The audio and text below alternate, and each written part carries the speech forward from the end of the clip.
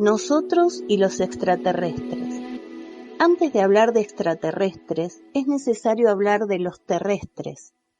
Nunca podremos entender quiénes son los extraterrestres, por qué vienen a la Tierra y cuál es el propósito que se proponen, si primero no entendemos quiénes somos, por qué estamos en la Tierra y cuál es el objetivo que nos incumbe. En primer lugar, debe saberse que un gran plan divino domina todas las criaturas que nacen, crecen y mueren en el ilimitado edificio cósmico. En primer lugar, se debe saber que el universo no es en absoluto un encuentro afortunado de átomos, como algunos les gustan decir, sino la ejecución de un gran diseño que se origina en esa mente creativa que el hombre en este planeta llama Dios. Una raza tras otra, una era tras otra, las criaturas del planeta Tierra han aparecido y desaparecido en una sucesión alterna de civilizaciones y culturas que han visto a la humanidad avanzar por el camino del sufrimiento, del bien y del mal, en obediencia a ciertos esquemas regulados por leyes universales precisas que no tienen tiempo. El hombre debe saber que para proteger el devenir eterno de la creación hay responsables de la ejecución de este diseño, que siglo tras siglos, sin que la humanidad se dé cuenta, lo han guiado activamente para conducirlo de regreso, consciente, a la fuerza originaria de la que desde la noche de los tiempos tuvo el comienzo. A la cabeza de estas jerarquías espirituales está Cristo, el maestro de todos los maestros.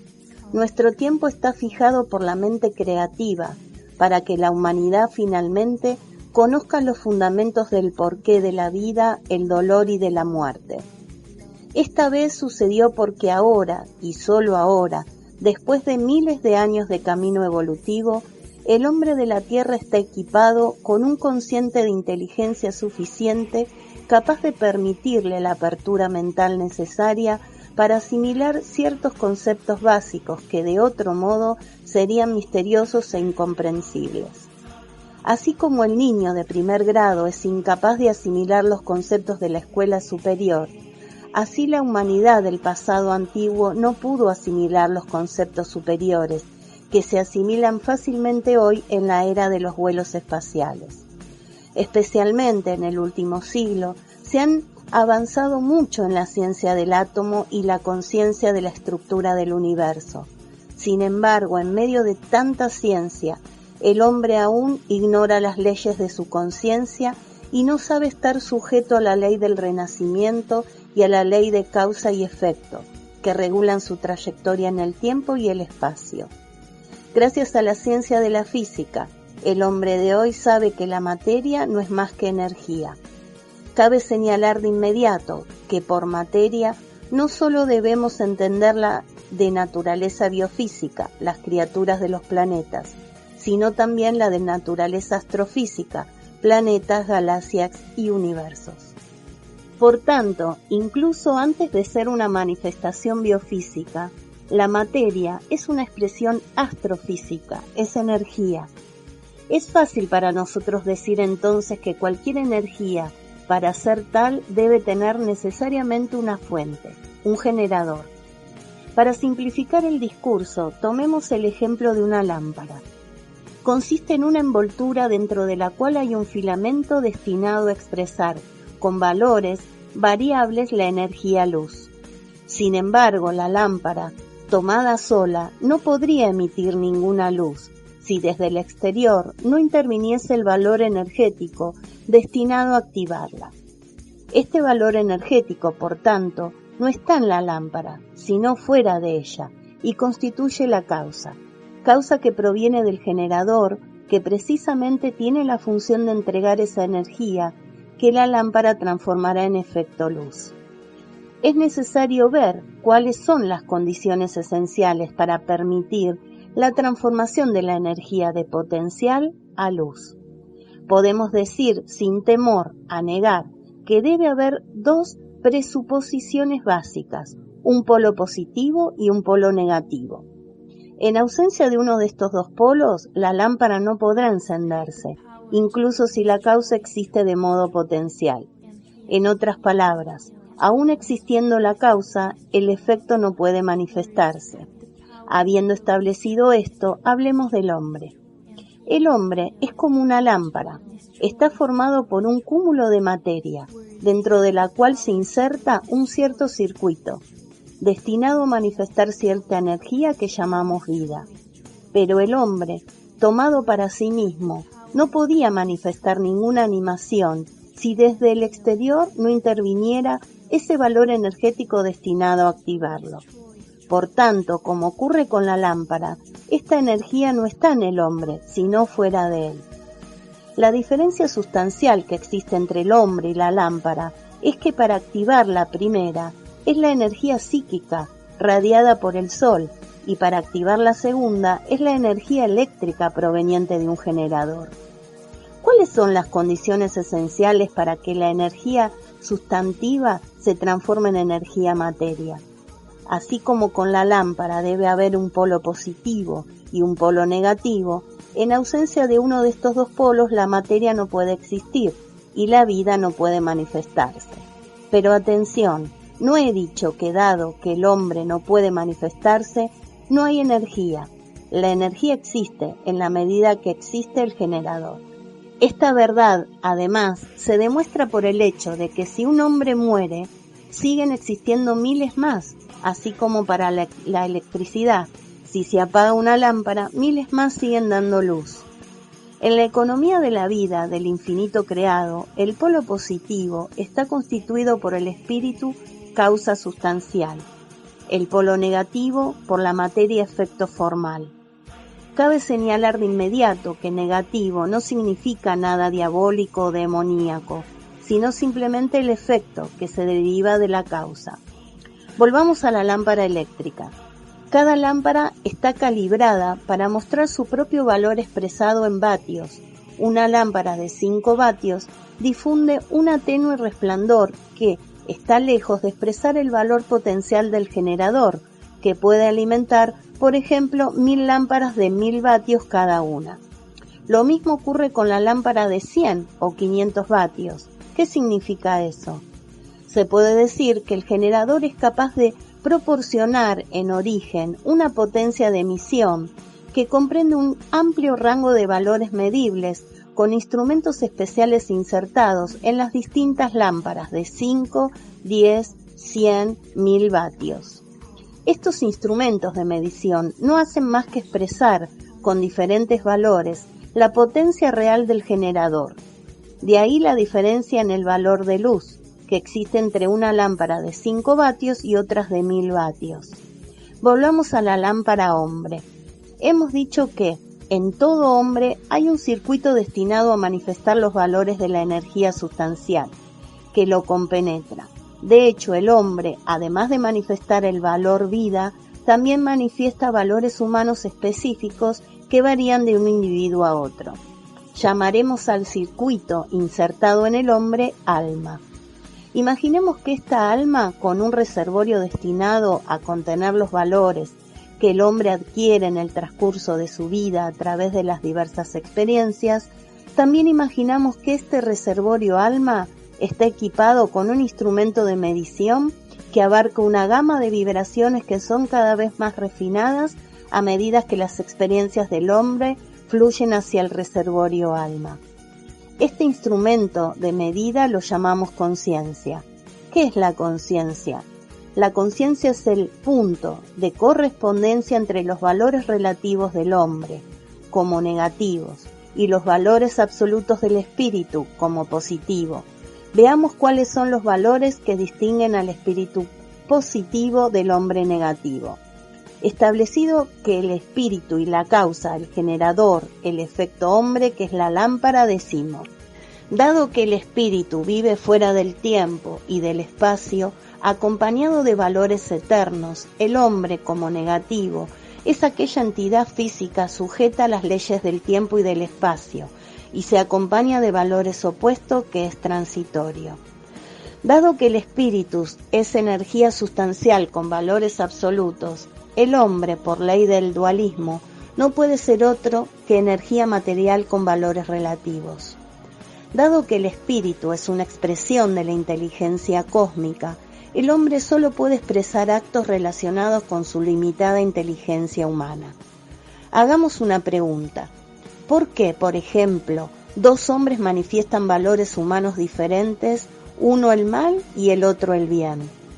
Debido a que el depósito alma del primero todavía está vacío de experiencias dibujadas a lo largo de los caminos de la vida, por lo que el instrumento conciencia todavía está sintonizado con los valores materiales del polo negativo, mientras que en el segundo ya está lleno de un cierto ciclo de experiencias para las cuales el índice del instrumento conciencia se ha desplazado y sintonizado gradualmente a los valores progresivos del polo positivo. Entonces, ¿qué es el hombre? El hombre es un vehículo o vehículo del espíritu, y como tal es el transformador evolutivo de la conciencia que evoluciona cada vez más en virtud de una de las leyes fundamentales que rigen la creación, la ley del renacimiento o de la reencarnación del alma. En otras palabras, la energía que vitaliza al hombre se transforma gradualmente de material a espiritual, a medida que, por ley de evolución, el hombre extrae experiencias en la dimensión material del polo negativo y se aleja gradualmente de sus influencias para caer gradualmente en el campo de influencias que ejerce el polo positivo. Esta transformación solo es posible en virtud de la ley de la reencarnación, gracias a la cual el hombre es tomado como vehículo material del espíritu. Las vivencias que hace el hombre son otros tantos impulsos que empujan a la conciencia del individuo hacia la sintonía progresiva en el polo positivo, es decir, Dios. Volvamos una vez más al ejemplo de la lámpara eléctrica. Supongamos que el generador es capaz de alimentar simultáneamente 100 ciudades distantes entre sí, a miles de kilómetros, y que en virtud de una serie de transformadores, cada ciudad recibe el potencial que es capaz de absorber porque fue tan programado por el cerebro generador. ¿Por qué el trabajo de los transformadores? ¿Por qué el trabajo de los transformadores? Porque de lo contrario, un sistema de iluminación configurado para expresar el valor de 100 vatios saltaría debido a una carga excesiva si recibiera el valor de 1000 vatios. ¿Qué significa esto? Primero que todo es absurdo creer que el generador cósmico Dios alimenta un planeta con energía sustancial. En el arco infinito de la creación de planetas hay billones de billones.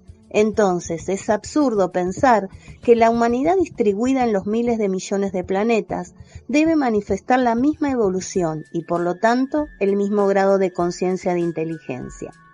Hemos dicho, de hecho, que entre la lámpara y el generador hay toda una gama de valores medibles en vatios, y con esto queríamos entender que entre la conciencia humana de este planeta y la conciencia cósmica hay otras conciencias orbitando alrededor de valores planetarios y universales. Como es cierto, por tanto, que existe el planeta Tierra, cuya humanidad expresa valores humanos, así también es cierto que hay miles de millones de planetas con la humanidad acompañada de valores superiores o inferiores a los actuales. Está claro que la humanidad de otros planetas, con un valor inferior a los actuales, no puede cruzar los espacios siderales para llegar hasta nosotros. Basta pensar en que estamos en los primeros pasos en el camino de la exploración espacial.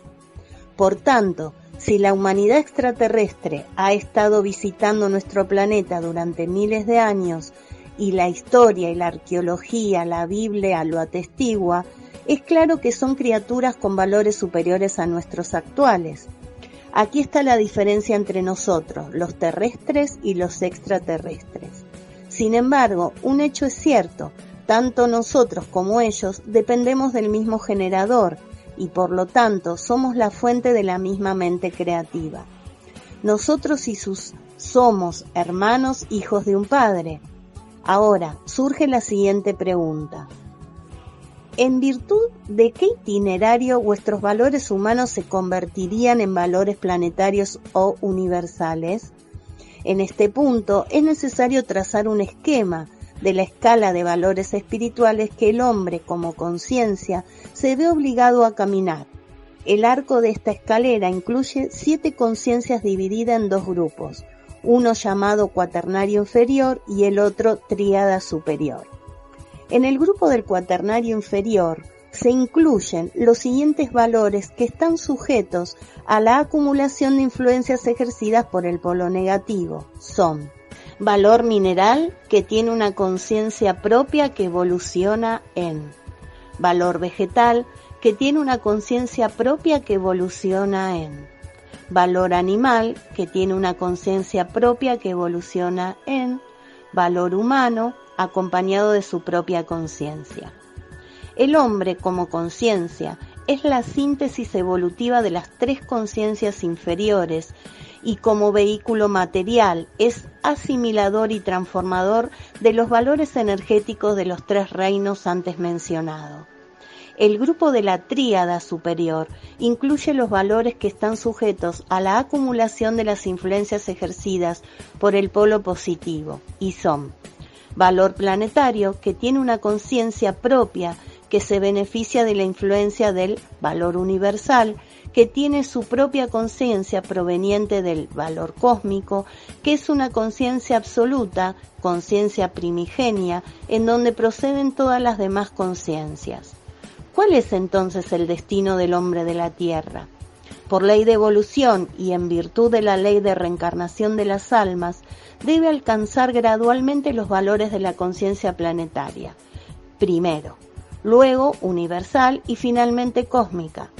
Como el hombre, naciendo y muriendo alternativamente, se enriquecerá con las experiencias extraídas del reino de la materia, recorrerá la escalera de la evolución y así como inteligencia se proyectará gradualmente hacia el plano infinito de la ciencia universal y en cuanto a la conciencia, progresará cada vez más hacia esa sabiduría volumétrica y sabiduría gracias a las cuales le será posible penetrar los secretos de la naturaleza íntima y viviente de Dios, comprender cada vez más la función creadora y asimilar mejor los fines y propósitos intrínsecos de su eterno devenir. Cuanto más se eleve el hombre, más podrá apreciar y disfrutar la belleza y grandeza del edificio cósmico, que lo contiene y compenetra, operando en ellos con justicia y amor los secretos de las leyes eternas que lo rigen. Cuanto más se aleje de la influencia que ejerce el polo negativo material, más se sumergirá en la sabiduría de los valores del absoluto sustancial. Finalmente, cada vez más su conciencia será reemplazada por los valores positivos del amor, la justicia y la hermandad, de un modo que él, desde un punto, desde una línea como lo era antes, se convertirá en un punto, en un volumen. Y no se acaba, incluso el valor dinámico de su cuerpo material se sintoniza gradualmente con valores atómicos menos densos y más etéreos, hasta que un día el espíritu ya no necesitará la materia que necesitaba para sacar las experiencias necesarias en el polo negativo. Llegará el tiempo, entonces, en que el hombre ya no será uno hombre, parte del todo, sino uno, espíritu, retornado en el todo, un espíritu que es.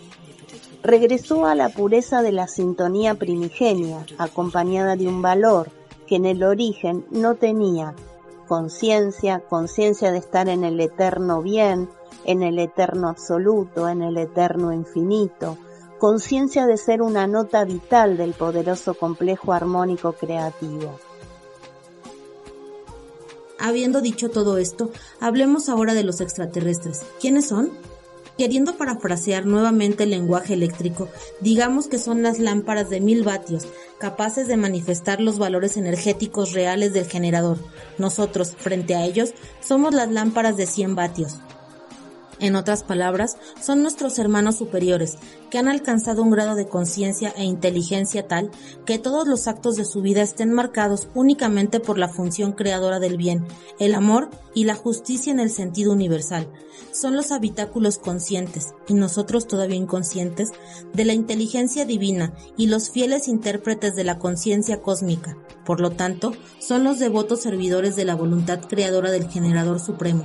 En pocas palabras, ellos son graduados en ciencia universal, mientras que nosotros todavía somos estudiantes del 5º grado de la Escuela del Conocimiento Humano. Si nuestros científicos supieran esta verdad, no podrían evitar adoptar el hábito de la humildad. ¿Por qué vienen? Porque teniendo plena conciencia del tremendo peligro que corremos debido a nuestra ciencia sin conciencia, hacen todo lo posible para advertirnos, y esto lo hacen por amor. Solo por ese amor que es el valor básico sobre el que descansa la armonía y el equilibrio de la ilimitada creación.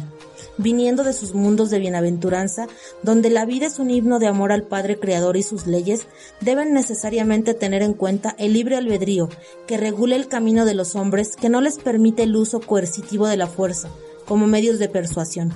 A menos que el libre albedrío de los hombres no cruce esos límites y fronteras que les asigna la mente creativa y no constituye un peligro de alcance planetario, los terrestres tenemos una conciencia cuyos valores son tales que nos permiten una adecuada armonía con los valores de la conciencia superior. La obra de Cristo tenía precisamente este propósito: activar, en un periodo muy específico de nuestro camino histórico evolutivo espiritual, los delicados dispositivos de nuestra conciencia, ya en ese momento, hace 2000 años, aptos para captar el valor superior. ¿Qué quieren ellos? ¿Qué se proponen? Nada más que edificar las señales del cielo profetizadas por Cristo, para que el que tiene ojos para ver vea y el que tiene oídos para oír oiga. ¿Qué significa eso? Todos tenemos ojos y oídos y todos podemos ver u oír. No, ese no es el caso en absoluto. La expresión no debe entenderse en el sentido literal, sino en un sentido oculto y sustancial, a saber, quien por ley de evolución ya ha escapado o está cerca de escapar de las influencias ejercidas por el polo negativo material y orbita alrededor de los valores de la conciencia superior, este no verá en el platillo volador solo la manifestación física de una creíble y discutible civilización extraterrestre, sino que también verá, y sobre todo, la señal profética de la que Cristo habló y nos entregó de la Biblia. De hecho, fue escrito en Mateo capítulo 16. Esta generación malvada requiere una señal del cielo, pero no le será dada otra señal, sino la señal del profeta Jonás. Para quienes no saben, Jonás fue aquel profeta de hace unos 2500 años, a quien la palabra fue dirigida por criaturas superiores. Levántate, ve a Nínive, la gran ciudad, y predica contra ella, porque su mal ha llegado hasta la cara del Señor. Pero Jonás se subió para escapar, en Tarsis, y bajó en Jabó, donde encontró un barco, pero el Señor lanzó un gran viento al mar y hubo una gran tormenta, y los marineros temieron. Y tirando la suerte, supieron que Jonás fue la causa de ese mal, y así lo oprimieron y lo tiraron al mar, y el mar se paró, cerrando el paso.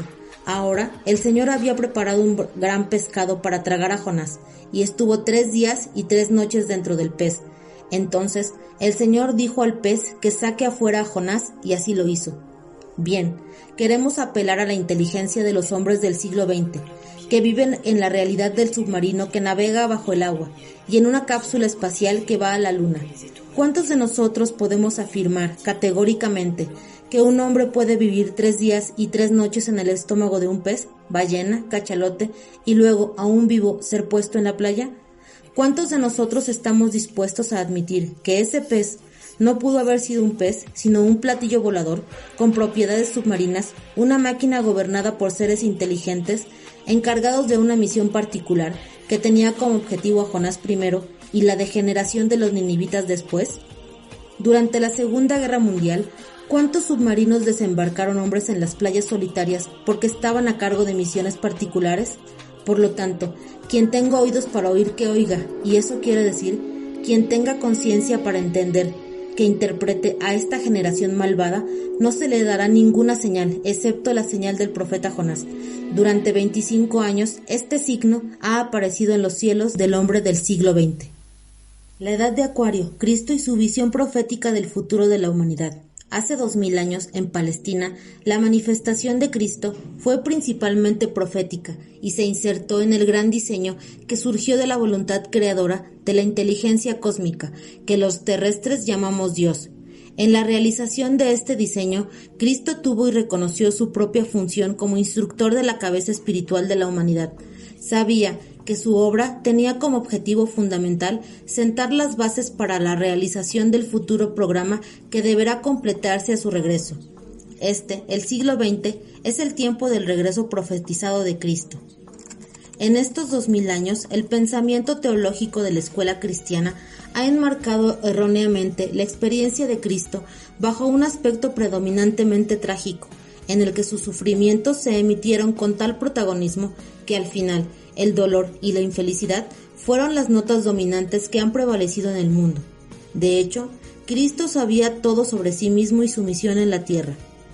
Sabía que la semilla del amor traída a los hombres caería en los terrones de un suelo todavía pobre en la levadura de la conciencia, y en consecuencia sabía que se necesitarían siglos de experiencia, enseñanza y a veces pruebas dolorosas antes de que la humanidad evolucionara, hasta el punto de hacer crecer su trabajo de siembra. Finalmente, supo que el número de sus trabajadores espirituales operativos en la viña del Padre era necesario para multiplicarse por toda la tierra, y que esta multiplicación requeriría un ciclo astronómico de unos 2000 años. De hecho, dijo, conviene que primero se predique el Evangelio entre todas las personas. Es necesario enfatizar que el relato evangélico de la experiencia de Cristo es verdadero y exaltante, pero que solo las malas interpretaciones de los hombres han llevado a la humanidad por un falso camino. ¿Quién supo interpretar, por ejemplo, el significado profético de la última cena? Fue otra despedida formal de Cristo entre sus discípulos. En verdad, más allá de la formalidad del acto, Cristo, con la última cena, quiso dar un sentido sustancial y profético a la comunión de Pascua. Tenía la intención de enfatizar que el gran cumplimiento espiritual y el avance evolutivo de la era de Piscis, el signo astrológico en el que trabajó, serían la comunión y relaciones correctas entre todos los pueblos de la tierra. Cuando, después de unos 2000 años, llegaron a encontrarse bajo la influencia de la energía del subsecuente signo astrológico de Acuario, Cristo anticipó el advenimiento de la era de Acuario, y esta conciencia la expresó proféticamente en la imagen del episodio de la Última Cena, cuya verdadera interpretación solo puede demostrarse en nuestros días. Hoy, de hecho, la humanidad está comenzando a sentir los nuevos signos, construidos por las influencias energéticas de la nueva era de Acuario. Ahora que, después de 2000 años, la conciencia del hombre ha evolucionado de valor individual a valor mundial, y su inteligencia es el artífice de la ciencia de los vuelos interplanetarios, no es casualidad que la humanidad esté definitivamente en camino al reconocimiento de la unidad sustancial del hombre, que debe participar y cooperar en el advenimiento de la nueva religión mundial, bajo el signo de la era de Acuario. Dado que la palabra iniciación significa entrar en, entrando en la era de Acuario, la humanidad pasará por una iniciación a través de la cual recibirá el influjo de energías y fuerzas que romperán las barreras de separación. Ha llegado el momento del regreso de Cristo, y su regreso es posible, entre otras cosas, por la evolución de los hombres que unificarán su conciencia en la unidad propia de la conciencia de Cristo. De hecho, el escenario de la última cena querida por Cristo fue un símbolo profético de la multiplicidad humanidad que, a través de los caminos de la vida material, vuelve en comunión de conciencia a la unidad de la vida espiritual. Los signos del cielo, en todo el mundo, indican que se acerca el tiempo en que los hombres podrán sentarse juntos, en presencia del Cristo que regresa, para repartirse entre ellos el pan y el vino, símbolo del alimento esencial vivificado por la energía psíquica creativa del sol, fuente de vida y amor. Los preparativos de esta gran fiesta en la que la conciencia humana participará por derecho de evolución ya están en marcha y están siendo realizados, aunque todavía inconscientemente, por las mismas multitudes humanas, con sus luchas encaminadas a romper las barreras raciales, sus esfuerzos focalizados en el establecimiento de la justicia equitativa, las correctas relaciones humanas, el entendimiento mutuo y la tolerancia bajo el signo del amor y la hermandad. ¿Cuál fue el significado sustancial y profético de la última cena?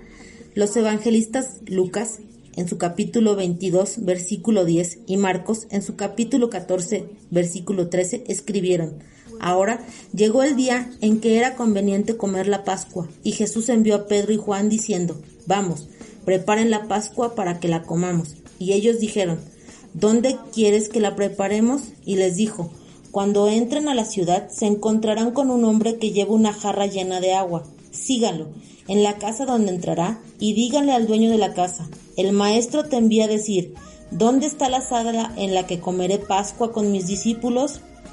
Y te mostrará un gran salón acondicionado. Allí prepararéis la Pascua. Así se fueron y encontraron como él les había dicho y prepararon la Pascua, y cuando llegó la hora se sentó en la mesa con los 12 apóstoles. Aquí está la humanidad, simbolizada por los apóstoles de las 12 tribus de la estirpe humana, recorriendo los caminos de la vida para adquirir la experiencia necesaria para la evolución de la conciencia. El tiempo y los ciclos por los que pasa nuestro planeta bajo el influjo de la precesión de los equinoccios juegan un papel decisivo y condicionan el camino del hombre al darle las influencias y fuerzas que actúan sobre sus estructuras biológicas, mentales y espirituales. Hace 2000 años, bajo la influencia energética de la era de Piscis, la humanidad fue iniciada a la revelación del amor, dispensada con una semilla preciosa por el hombre, Jesús, equipado con conciencia universal que conocía los diseños del Padre. Sin embargo, sabía que la semilla traída por él al todavía árido suelo de la conciencia humana necesitaba tiempo y cuidado para florecer y dar fruto, y también sabía que el tiempo sería el que se colocaría bajo el signo de Acuario. ¿Dónde quieres que preparemos la Pascua?, dijeron los discípulos. Cuando entren en la ciudad encontrarán a un hombre que trae una jarra llena de agua, un símbolo antiguo de la era de Acuario. Hoy en día, el paso de nuestro Sol desde el signo de Piscis al de Acuario es un hecho astronómico que puede ser determinado por cualquier observatorio. La transición de una constelación a la siguiente se reconoce claramente en la Biblia. Hace 5000 años, en el momento del Éxodo, los hebreos, a pesar de que la Tierra había pasado de la influencia de la era de Tauro a la de Aries, olvidaron la nueva enseñanza, puesta en marcha por las inteligencias que operaban a bordo de la nube, lo que hoy llamamos platillo volador. Se postraron en adoración ante el becerro de oro, que simbolizaba el ciclo en el que había estado el sol en el anterior signo de Tauro.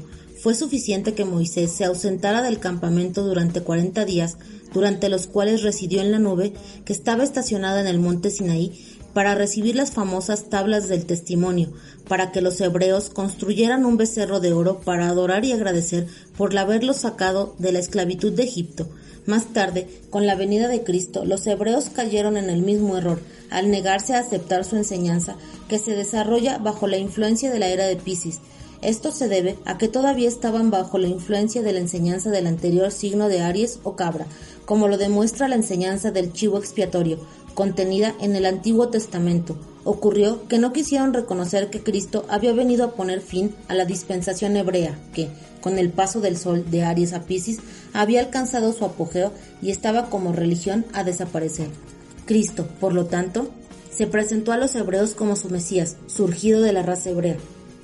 Y tú, Belén Efrata, eres pequeño entre los miles de Judas, pero el que será dominador en Israel saldrá de ti, como escribió el profeta Miqueas en el capítulo 5, versículo 2.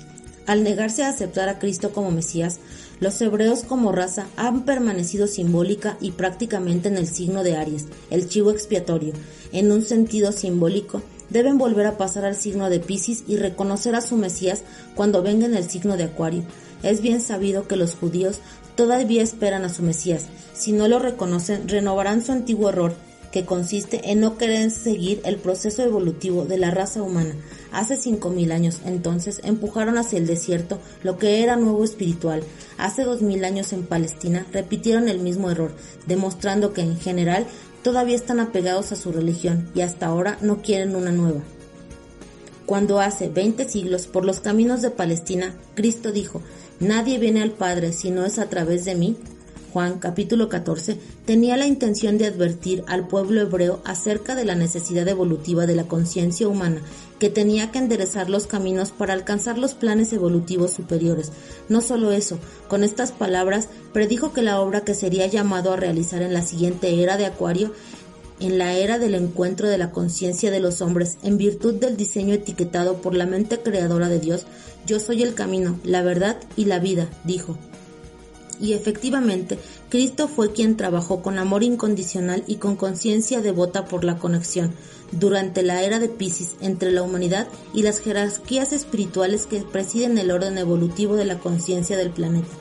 A través de la próxima actividad del Cristo, los tres aspectos divinos, reconocidos por todas las religiones, se desarrollarán conscientemente en la humanidad, a saber, inteligencia o mente universal, amor y voluntad.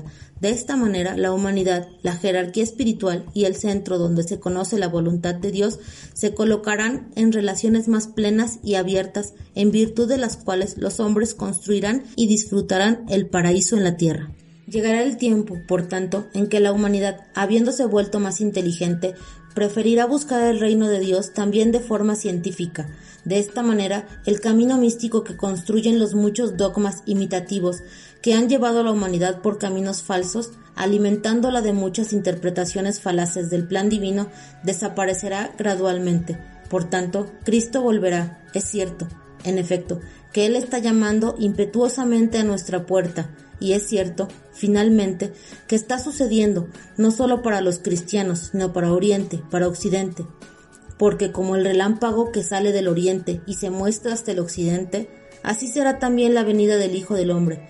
Mateo, capítulo 24, versículo 27. Cristo, por tanto, previó hace 2000 años el actual fin de los tiempos, como sus catástrofes planetarias, sus desastres y la desesperación de la humanidad que invoca cada vez más un nuevo orden, bajo el signo de justicia, amor y de la hermandad. El Cristo sabía que en el momento de la gran crisis y la tensión final, la humanidad misma invocaría su regreso a esta humanidad, recorriendo los caminos de la autodestrucción. Esta es la realidad del siglo XX, esta es la verdad de la era de Acuario.